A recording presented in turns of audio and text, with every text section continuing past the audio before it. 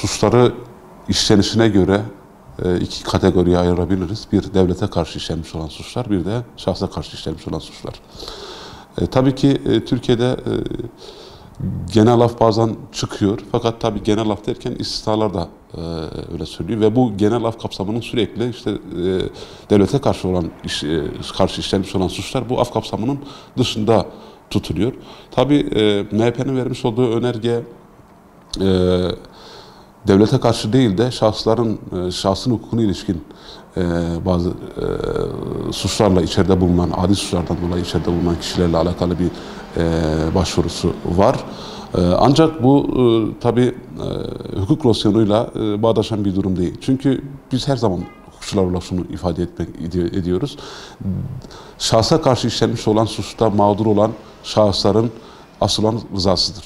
Yani şahsa karşı işlenmiş olan suçlarda şahsın rızası alınmaksızın af mümkün değildir. Devlete karşı işlenmiş olan suçlarda ise devletin tabii ki affetme yetkisi vardır. Dolayısıyla af müessesesinin özel hukuk değil de kamu hukuku, yani devlete karşı işlenmiş olan suçlar açısından değerlendirmenin daha uygun olacağını düşünüyorum. Bu anlamda devlet kendisine karşı işlenmiş olan suçları affetme yetkisine sahiptir ve bunun da bence af kapsamına da alınması gerekir. Belki bu arada hani af kapsamı belirli suçlar da sınırlandırılabilir. Ya da ne bileyim FETÖ 15 Temmuz darbe girişimine katılmış olan kişilerle alakalı ya da işte PKK ile alakalı suçlarda, PKK'nın işlemiş olduğu suçlarda kapsam dışı bırakılabilir ama diğer taraftan herhangi bir silahlı eylemi olmayan, salt düşüncesinden dolayı, inancından dolayı içeride bulunup da siyasi mahkum dediğimiz kişilerin bu mahkumiyetleri bir afla ortadan kaldırılabilir. Diğer taraftan bahsetmiş olduğunuz yaşlı olma, hasta olma durumları zaten o af kapsamı değil, özel kanun var onunla alakalı. Yani kişiler eğer sağlık durumları itibariyle ve yaşları itibariyle cezaevi şartlarında kalmaları zorsa, onların sağlığının daha da kötüye gitmesine neden olacak ise bu zaten yasayla düzenlenmiştir. Bu kişilerin hiç affa gerek kalmaksızın şartla tahliye edilmeleri ya da ne bileyim denetimli serbestlikle dışarı bırakılmaları mümkündür. Diğer taraftan Enis Berberoğlu olayı tam bir hukuk skandalı yani. Çünkü yargıtayca verilen ceza onaylanmış ve buna rağmen kişi içeride olması gerekirken tahliye ediliyorsa bu tamamen hukukun alt üst olması demektir. Çünkü ceza infaz yasasında hakkında verilmiş olan mahkumiyet kararı onanmış bir kişinin tahliye edilmesi mümkün değil. Dolayısıyla burada hukuki anlamda bir sıkıntı söz konusu, bir hukuksuzluk söz konusu. Çünkü yani bu bir anlamda mahkeme kararının, Yargıtay'ın vermiş olduğu onama kararının hiçbir anlam ifade etmediğini ortaya koymaktadır.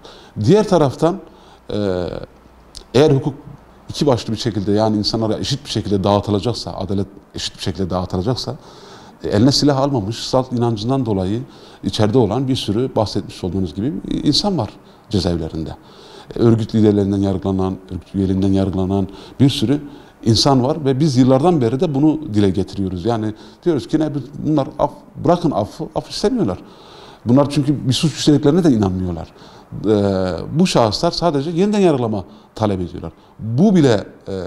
Bunu bile iktidar bugüne kadar masasına koymadı, somut bir çözüm üretemedi. Yargı müessesesi maalesef vesayet altında. Yani iktidarın vesayetinde şu an itibariyle. Bir hukukçu olarak önümüze gelen siyasi davalarda hukuki tecrübemizi, bilgimizi insanlarla paylaşırken biraz duraksıyoruz. Çünkü her şey kitaplarda yazıldığı ya da kanunda yazıldığı gibi olmuyor maalesef. Bu hukuk sisteminin gerçekten bir kaos içerisinde olduğunu ve bir siyasi baskının altında ezildiğini somut bir göstergesi. Türkiye'de maalesef Ergenekonculara farklı bir hukuk uygulanıyor. İslami davalardan yargılanan kişilere farklı bir hukuk uygulanıyor. Bunu herkes artık biliyor. Yani bu malumun ilanıdır. Dolayısıyla çifte standartlılık hala kendisini devam ettiriyor, varlığını devam ettiriyor Türkiye'de. Enis Berberoğlu olayı en son olaydı. Yani ondan önce olan birçok şey de var. Yani Ergenekoncuların yeniden yargılama taleplerinin kabul edilip tahliye edilmeleri, işte bazılarının mahkumiyet almışken tam aksi bir yönde beraat kararı verilmesi gibi durumlar, üstüne daha bir de yüklü bir şekilde tazminat almaları gibi hususlar şunu açık ve net bir şekilde göstermektedir. Yani Türkiye'de hukuk sistemi talimatla yürüyor. Tamamen siyasete bağımlı, siyasete endeksli, hiçbir hakim, savcı bu tür davalarda bağımsız karar veremiyor. İnanıyorum onlar da bu karara verdikleri sırada çok vicdan azabı duyuyorlar. Fakat dediğim gibi hukuk vesayet altına alınmış durumda. Yani 28 Şubat döneminde bile böyle hukuksuzlar yokturdu maalesef. Yani hukuki öngörülebilirlik ortadan kalktığı zaman o ülkede adalet bitmiş demektir. Siz bugün İslami davadan yargılanan bir kişiyi farklı bir kefeye, işte ne bileyim MİT tırlarının durdurulmasıyla alakalı bir davada ya da ne bileyim Ergenekoncuların darbe girişimiyle alakalı görülen bir davada farklı kararlar verebiliyorsanız, özürlükleri farklı değerlendirebiliyorsanız burada bir ciddi anlamda bir hukuksuzluk var demektir. Yani oysa insanlar adalet karşısında eşittir. Yargılamalar bağımsız olmalı, tarafsız olmalı. Fakat biz bu yargılama sistemiyle tarafsızlığımızı ve bağımsızlığımızı da kaybetmiş olduk yani. Dolayısıyla yani hukuk şu anda maalesef öngörülebilirliğini yitirdi. Artık kanun kitapları ya da hukuk mevzuatları bu anlamda hukukçuların yol haritasını çizmekten uzak.